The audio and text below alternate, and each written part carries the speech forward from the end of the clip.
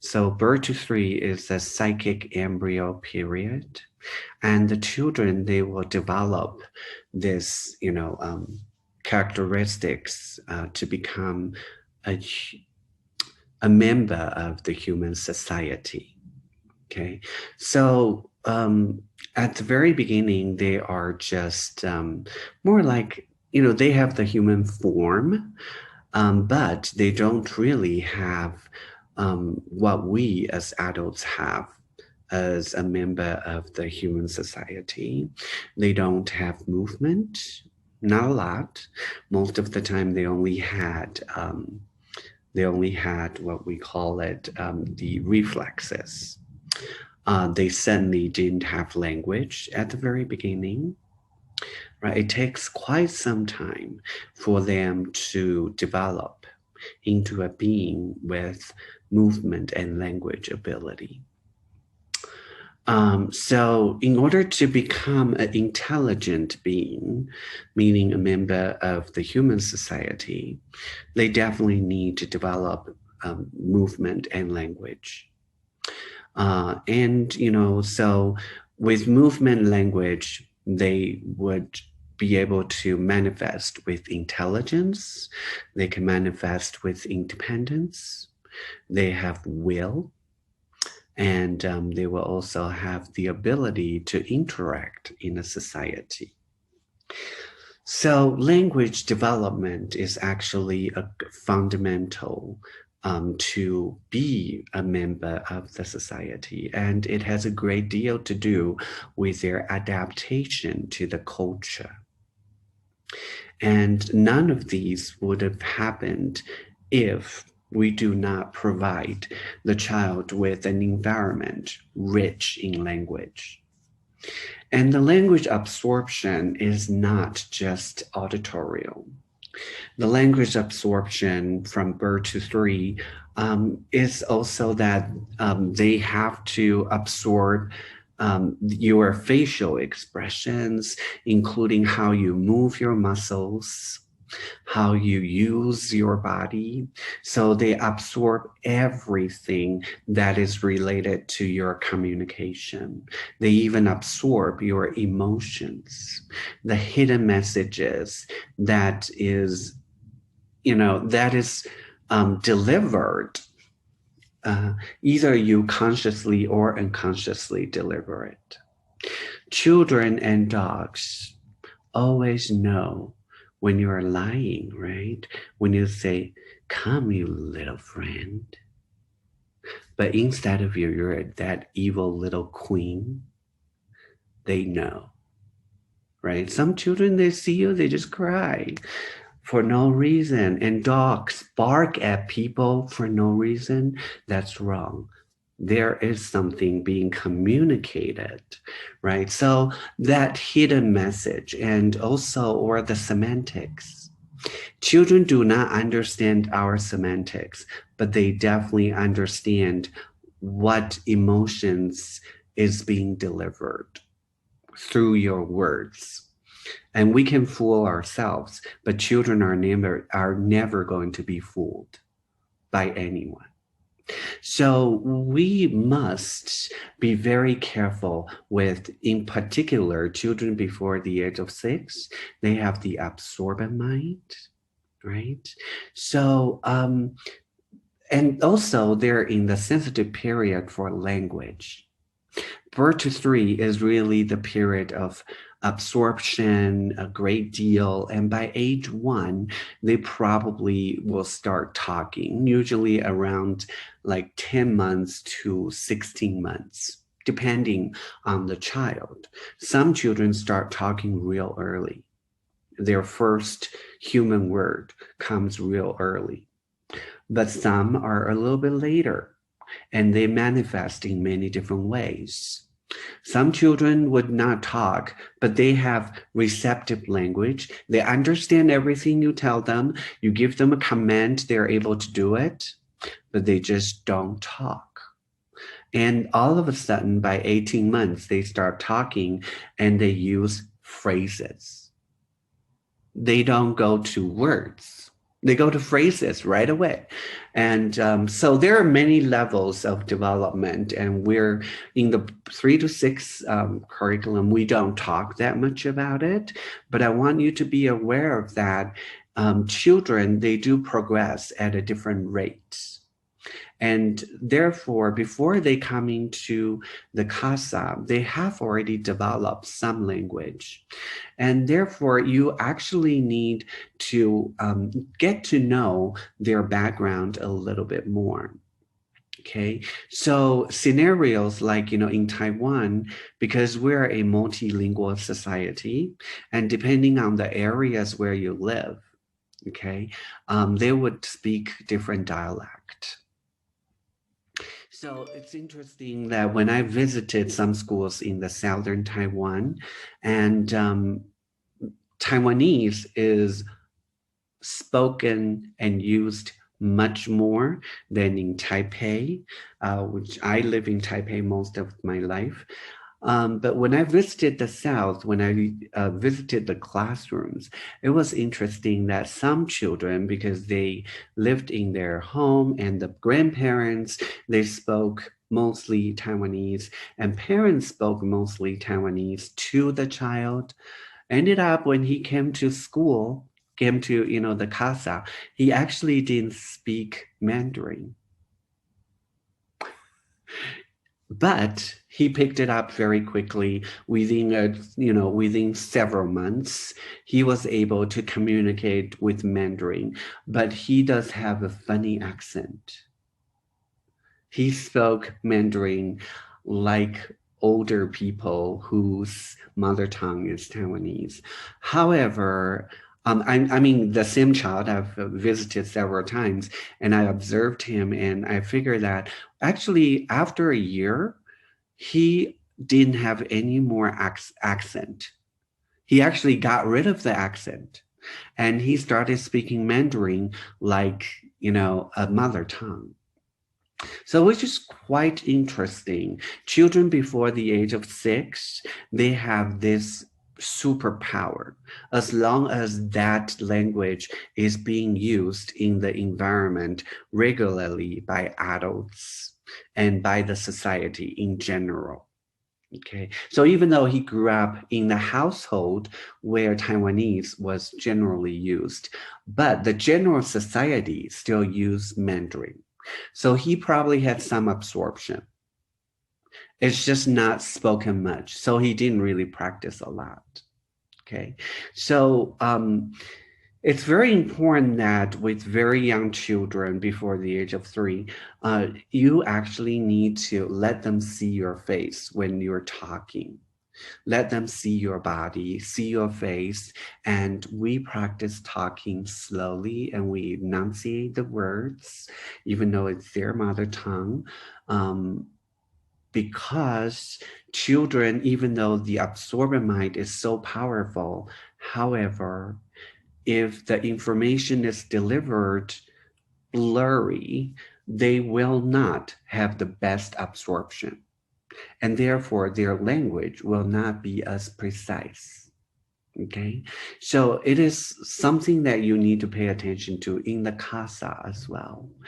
A lot of the times we see people talking over children, or when they're talking, they're actually not looking at the child. Which, interestingly, a lot of people ask children to look at them when they're talking. And why don't you look at them when you're talking to them? Where's your manners? Well, if you have no manners, children have no manners because they absorb everything from us, right? And so we must practice talking slowly, talking precisely. As a casa guide, what you really need to do is to make sure that you expand your own vocabulary. You have to enrich your vocabulary. When you see four-legged animal, it's not always a dog. It could be a golden retriever or a black-mouthed cur like Sankey, the cutie, or it could be, Labrador or Labradoodle. Okay, so we use the precise terms of their breed. Cats as well. How many different kinds of cats do you know? Or vegetables. Eat your veggie. It's too blurry. Okay, eat your lettuce. Better yet, eat the romaine lettuce. It's not just lettuce, because there are so many different kinds. So that's the first thing you need to do, is to make sure that you have the precise words. And in everyday life, that's how you talk. Okay? And you even need to know the parts of something, like parts of a chair. There are legs, seat, back, okay? Or parts of a picture, parts of a door, parts of a window. Everything has different parts, and you should know the names. Parts of a button, parts of a zipper. That's a good stuff. Check them out. Okay. So not only that, you should also know the definition of objects. Know how to define them. Okay. So giving those precise information will give children a good, rich absorption. We don't intend to teach them. But if as adults working around children, we talk that way, guarantee children will say that. Therefore, a penis is a penis. There is nothing called wee-wee. Testicles, they do have them. And there is a thing called vagina. Use it. It's not called Mimi. I don't understand those words. And I prefer not to use the word shit. So you can use some of the words like bowel movement, defecate. All right? Use those precise terms. Parents, if they have issues with that, educate them. Right? Well, I've encountered parents, they go like, well, but it's so embarrassing to say the word penis. And I say, would you rather your child in the future and they're ready to have sex and they're still going to say, can I see your wee-wee? That is absurd. It's a penis. So I am a victim of baby talk. In Taiwan, when I was little, they would say like, do you want to, 你要不要骑步步? Meaning that, do you want to ride a bicycle or a car, something like that. Boo boo. Boo boo is a baby talk. I talked that way until I was in my 20s.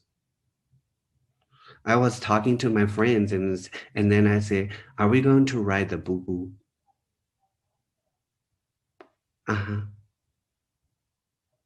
That's, oh my God, family jewels. I know. My dad calls them the family jewels. It's like, are you going to pass it on? That is so fun, right? So first of all, you have to examine your relationship with spoken language. Under the influence of the society and culture, you actually unconsciously decided to use words in a way that everyone is used to. Okay? I do respect customs. However, I also want children to enrich their vocabulary, not being passed on with our own prejudices. Right?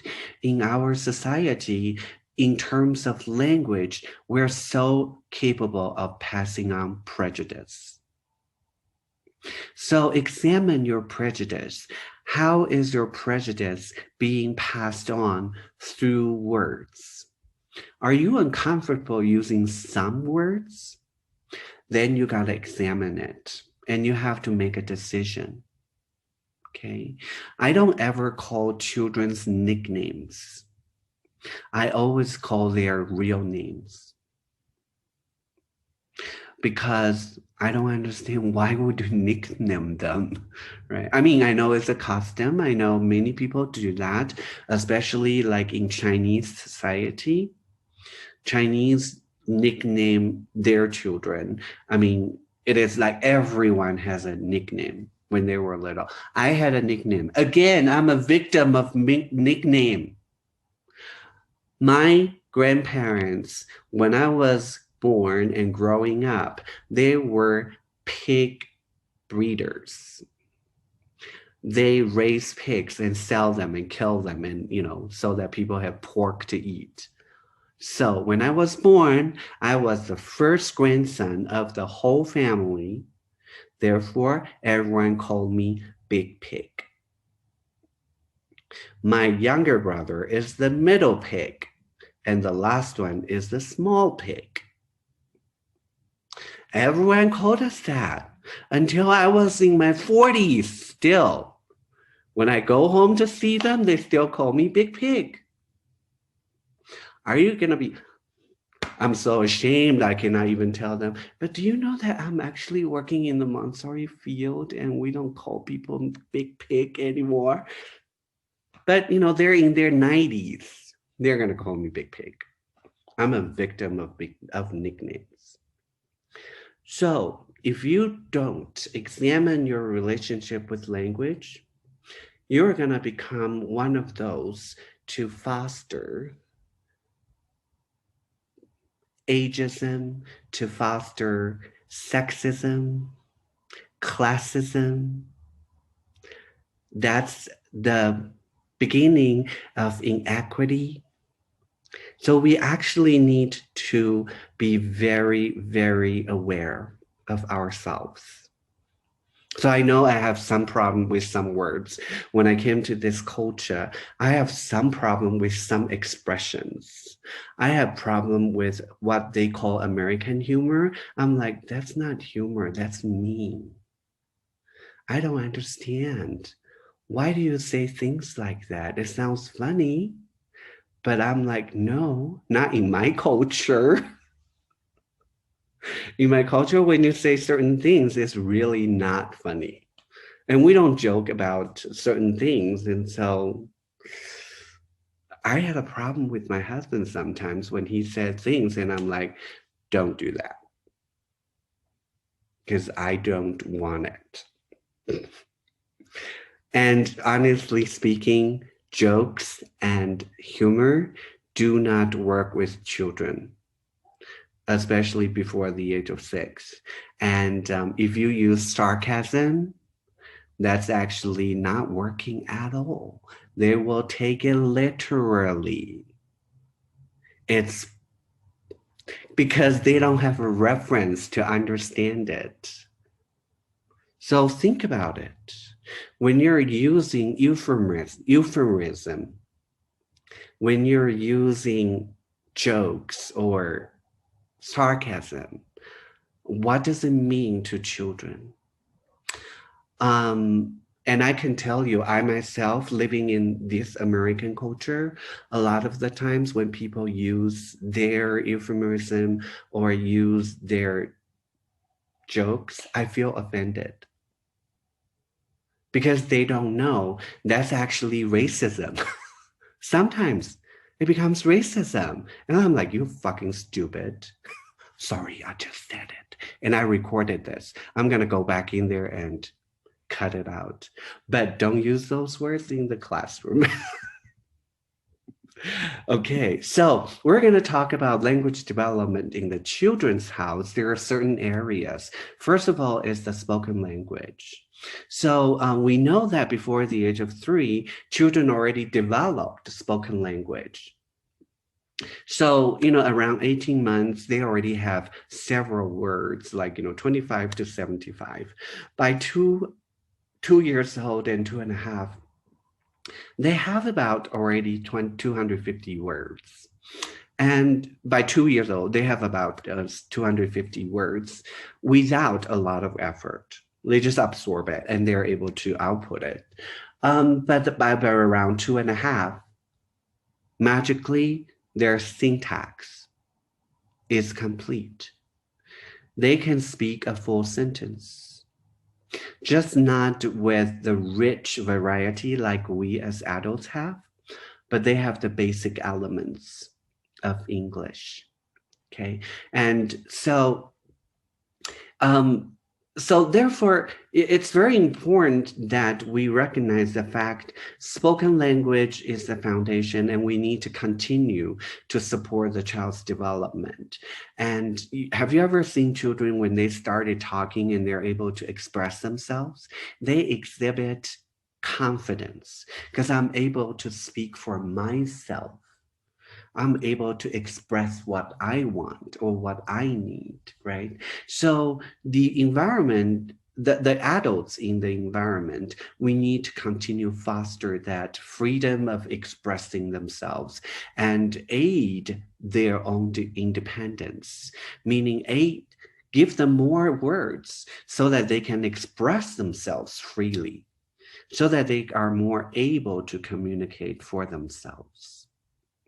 So if their size of vocabulary increases, the child will become more able to express their own ideas. So when you speak, don't be stingy with your words, not just nouns, but also use adjectives, use verbs, and use adverbs, your conjunctions and your, your prepositions, all of those. Don't be afraid of using big words. I say to the children, look at this picture of the Colorado mountain. You know, that mountain is called Rocky Mountain. Doesn't it look majestic? Rocky Mountain is majestic. It's a big word, but they love it. So there's nothing to be afraid of. I say those to 2-year-olds, to 3-year-olds. I want them to use that word. I want them to look at a building and they're able to understand what is ostentatious. I say, look at that ostentatious building. And look at the flower. Don't just say it's a beautiful flower. But think of other words that you can describe it, right? So when you're interacting with the children, you must be expressive, but try not to explain too much, okay? So it means that you need to give language attaching to children's reality. What is in front of them? What is it that they're doing? What is it that they're feeling? That's what we name them. Don't give them arbitrary words that they don't have any experience with. Okay, so when you go outdoor, don't just let them run around. I often would go, I take a walk and I take some children and I say, do you want to walk with me? I'm observing the weeds today. So we go examine the weeds, different kinds of weeds, and I name the weeds. So have you noticed that lately in Colorado, we have a lot of violets coming out? And daffodils? Daffodils are not weeds, but violets are weeds. They're just everywhere. They just come out, right? And dandelion. My children love those words. Then, we come back to the prepared environment and I ask them, which color tablets look like the daffodil? Which color tablets look like the violet? Oh, you think it's blue, Violet? Do you want to check out the color tablets box 3? Which blue do you think it is? Okay, so language is not something you teach. Language is something you live by.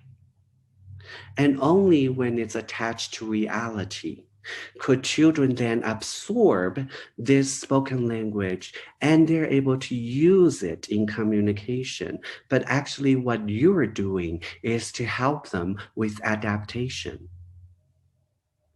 And you're helping them to prepare for writing and reading. Right? If you don't have anything in your head, you won't be able to write.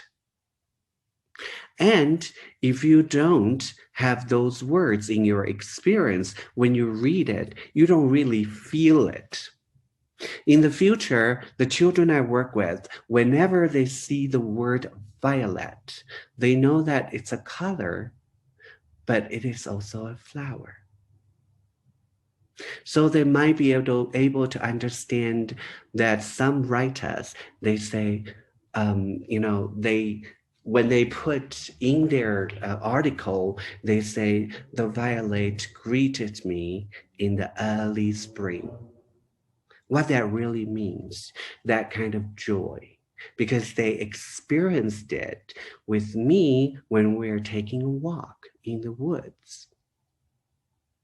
So spoken language should never be taught. Spoken language needs to live through you. So if you're very boring, you're just taking the language cards and give them spoken language. Yes, it works. Yes, it's very important. However, it's so dead. That's why children hate it when you give them 3 parts, when you give them 3-period lesson with the language cards. Because you keep doing the same thing. And they're like, oh, I already know that word. Because they absorb it and they take it in very, very quickly. But what is missing is the context. Without the context, the content is merely words. And they don't need that. Okay, so enrich your own life. Make sure your spoken language is vivid. Okay, and so you also need to model conversation. You model how to converse with the other adults in the classroom. You model how to converse with children. Conversation is a dance. So we model it, and we also give them opportunity to practice conversation. Children who watch a lot of television, a lot of the times, they don't know that they actually need to stop. Because what they see is that, well, yeah, people just keep talking in the television. They just keep talking and talking and talking. And then they don't pause. So a lot of children, they watch a lot of television. They come to my classroom and they just, and I go like, that's really interesting. How do we deal with that?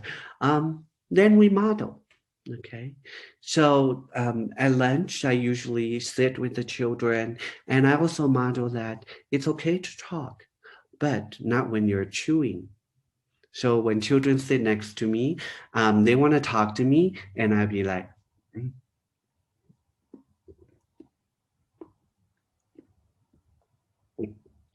excuse me, I was just chewing and I wasn't able to talk. Now I can talk. So I respond and I say, I'm going to chew some more. So when I'm chewing, I'm not talking. So I just eat a little bit more and I model that. So it's very important to eat with children. That's why when I was working, I never take a break from the middle of the day, because if I leave them, then I don't know who's modeling. Right.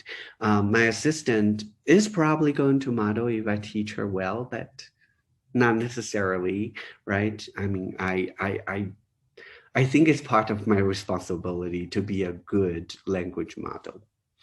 So we need to model how to converse, and that has to be a real experience that children have, okay?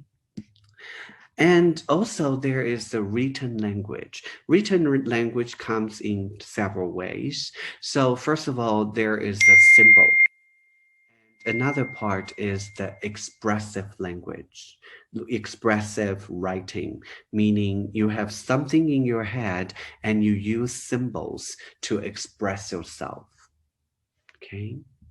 So writing explosion comes after a while that, when you give the children enough support with spoken language and give them opportunity to practice to connect with the sounds with the symbols. Okay. And later when we started talking about the materials, you will have better understanding of this part.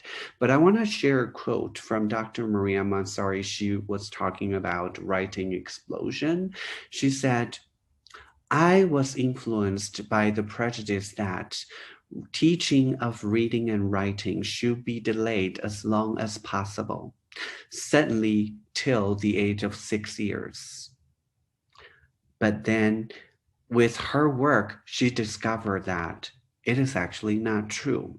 She also said in another, in Discovery of the Child, both of these quotes are from Discovery of the Child.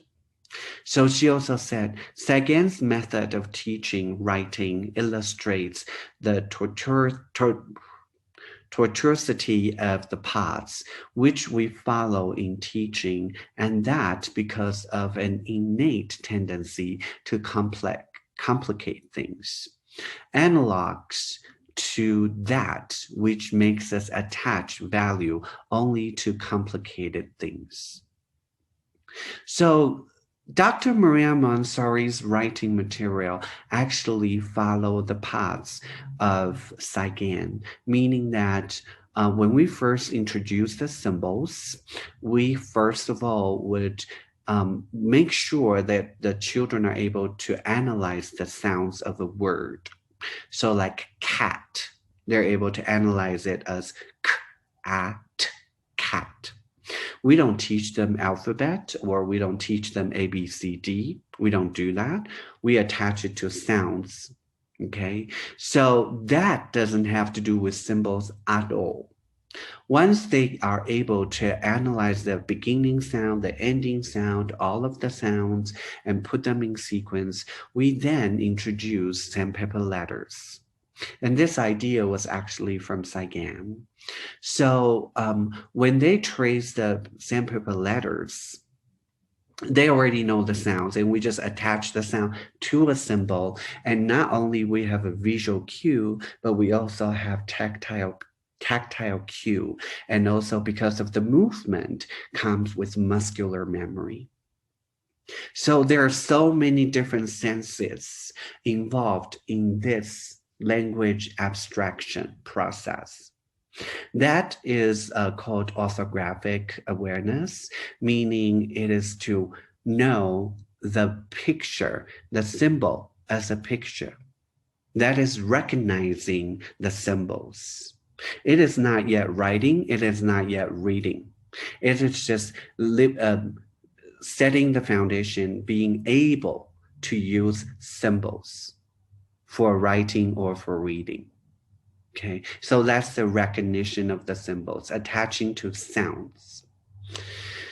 Then once they are able to do the sandpaper letters, then we link it to, we link that to the movable alphabet.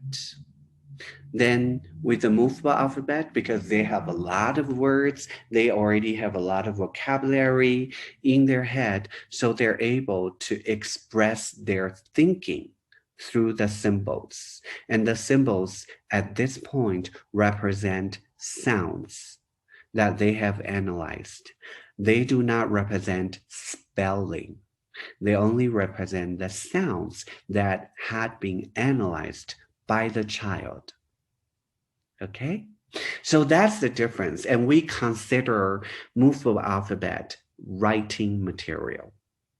It is not a reading material. It's just writing. But you will observe that children, they become better and better at it, and almost like their spelling is correct. That's when we know they're going to go into reading. From there, there is a connection. And there's another kind of writing, which is preparation of the hand to do writing. And we have a lot of indirect preparation and we have direct preparation. And all of that will be talked about in their own areas, like writing areas, small introduction. Okay, so I'm just telling you there are certain areas, but we're not going into details yet. Okay. And of course, there is reading. Okay. So the stages of reading at the very beginning is just mechanical reading.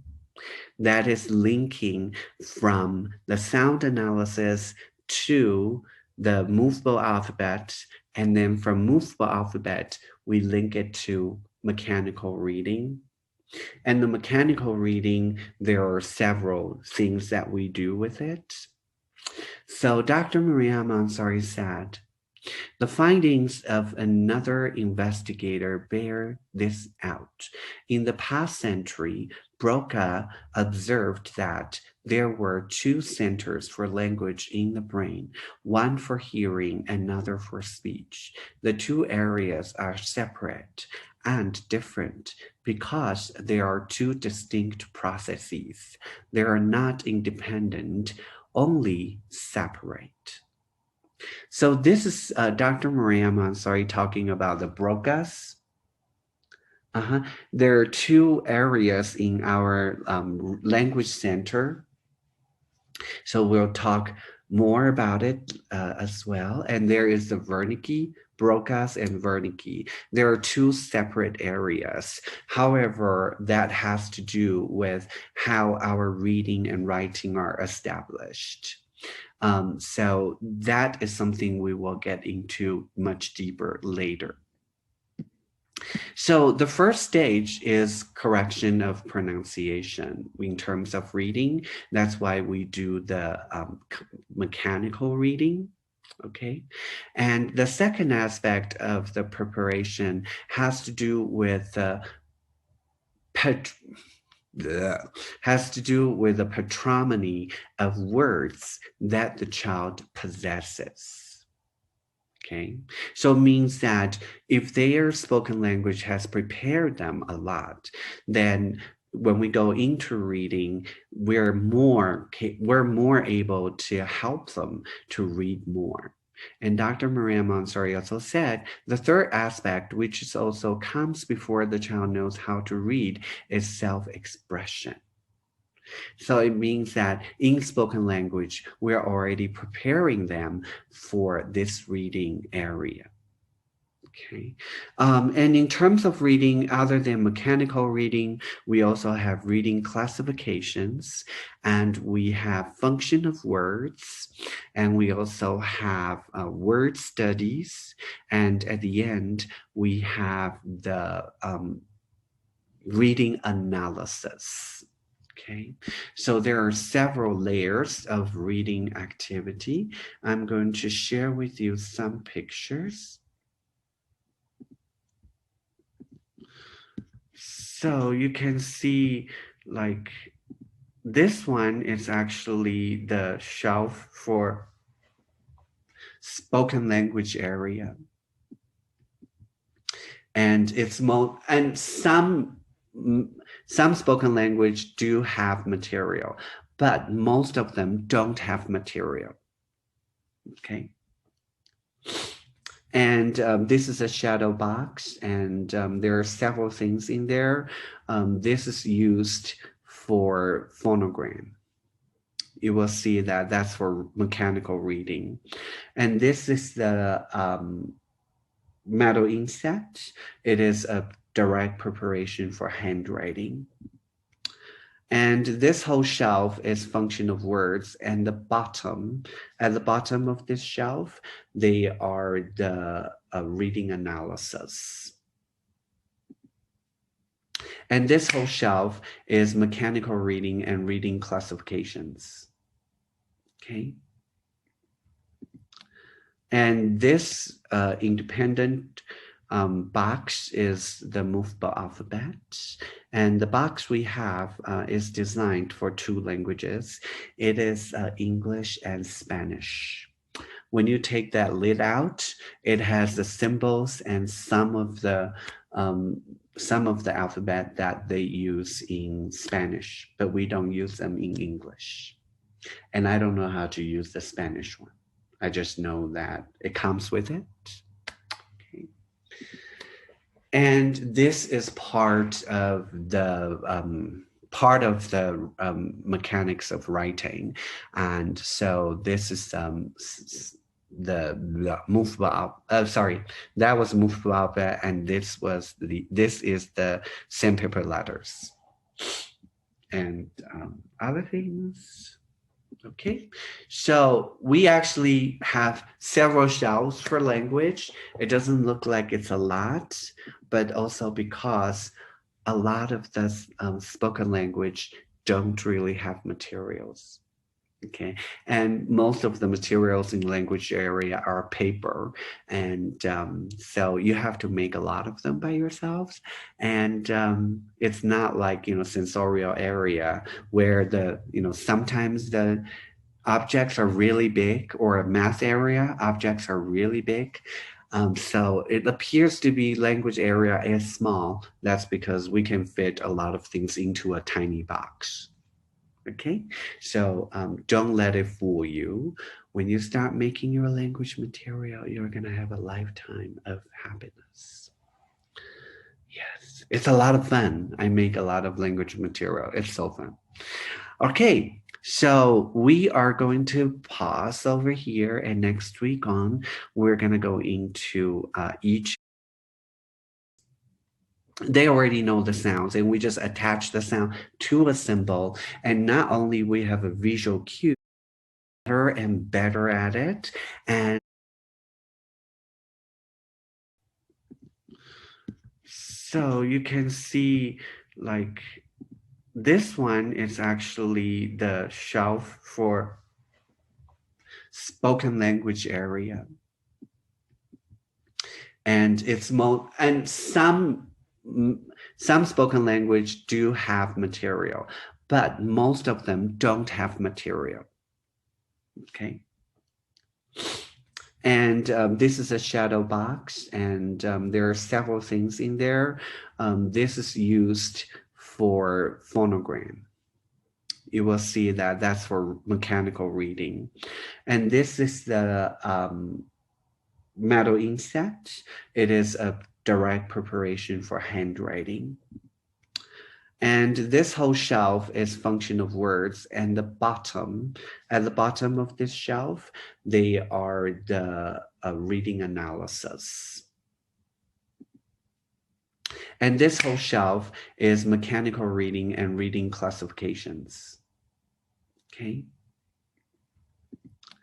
And this independent box is the movable alphabet. And the box we have is designed for 2 languages. It is English and Spanish. When you take that lid out, it has the